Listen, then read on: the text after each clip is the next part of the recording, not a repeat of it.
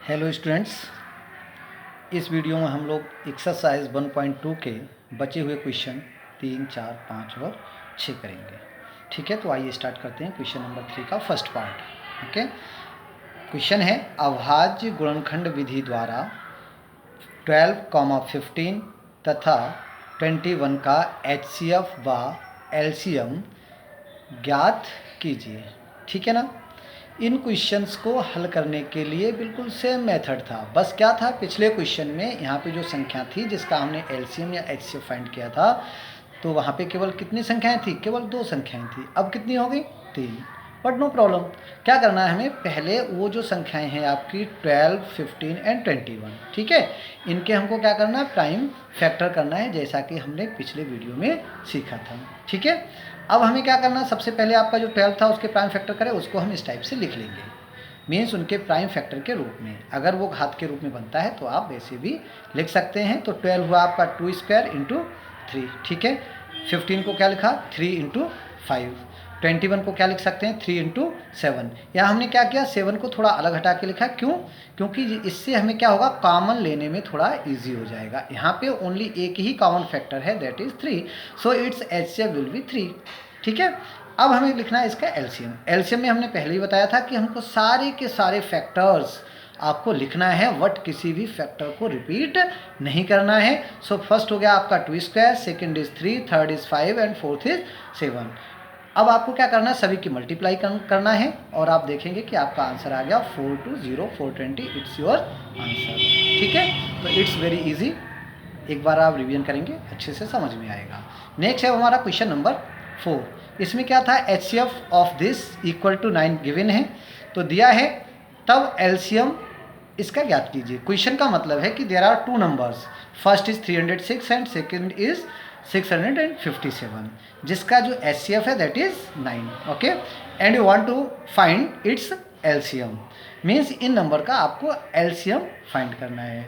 तो इसके लिए we know that HCF into LCM equal to क्या होता है, संख्याओं का गुणनफल, मीन्स प्रोडक्ट ऑफ नंबर्स। ठीक है, तो आपने यहाँ से LCM निकालना था, सो आप HCF को राइट साइड सेंड करेंगे, तो क्या हो जाएगा आपका LCM इक्वल टू संख्याओं का गुणनफल अपॉन HCF। आपने वैल्यूज को पुट किया, देन आपने 9 से इसको डिवाइड किया, तो कितना आ गया आपका 34।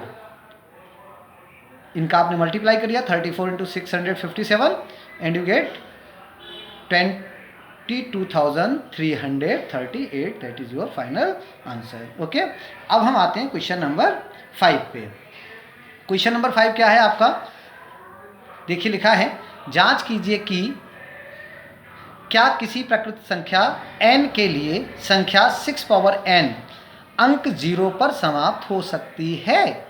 ठीक है, अब देखिए, एक कोई ऐसा नंबर जो 0 पे डिपेंड हो रहा हो, ठीक है, जैसे क्या होगा आपका 10, 20, 30, 50 ऑल नंबर्स। इन नंबर को अगर हम देखेंगे तो वो नंबर किससे डिवाइड होंगे, 2 से डिवाइड होंगे और 5 से डिवाइड होंगे। ठीक है ना, 2 और 5 दोनों से डिवाइड होंगे।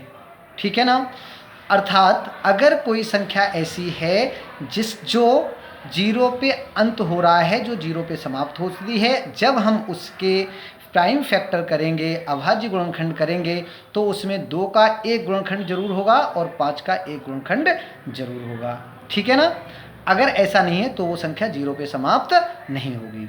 इसके लिए हमने आपका जो आप 6 पावर n था, मतलब हमने पहले 6 के मल्टीप्लाई करे, 6 के सॉरी फैक्टर करें, दैट इज 2 इंटू 3।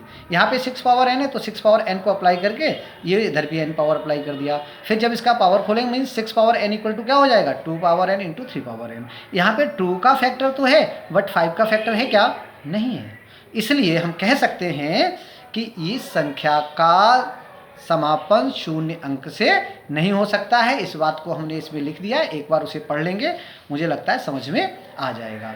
ठीक है, नेक्स्ट है हमारा क्वेश्चन नंबर 6। व्याख्या कीजिए, जैसा आप स्क्रीन पर पढ़ पा रहे हैं, व्याख्या कीजिए कि 7 इंटू 11 इंटू 13 प्लस 13 भाज्य संख्या क्यों है। मीन्स ये संख्या भाज्य है, ऐसा हमें बताना है कि ये संख्या भाज्य क्यों है।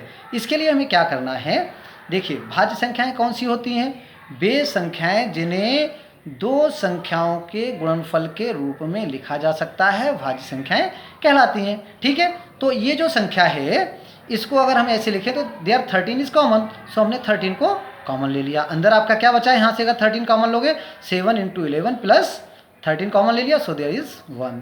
नेक्स्ट स्टेप में क्या होगा, 13 × 77 प्लस 1, 77 प्लस 1 क्या हो गया 78। मतलब ये जो भी नंबर है उसको हम दो संख्याओं के गुणनफल के रूप में लिख सकते हैं।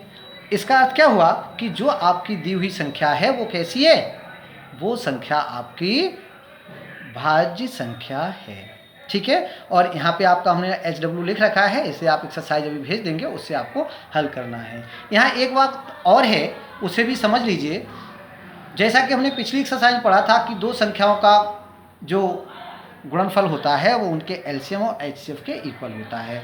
बट अगर आपके 3 नंबर हैं, जैसे हमने अभी क्वेश्चन नंबर 3 के फर्स्ट पार्ट में किया था, यहाँ पे आपके 3 नंबर्स थे 12, 15 एंड 21। ठीक है, 12, 15 एंड 21। अगर आप इनमें ये नियम अप्लाई करेंगे तो ये अप्लाई नहीं होगा, अर्थात 3 नंबर के लिए संख्याओं का गुणनफल equal to LCM into HCF लागू नहीं होता। धन्यवाद।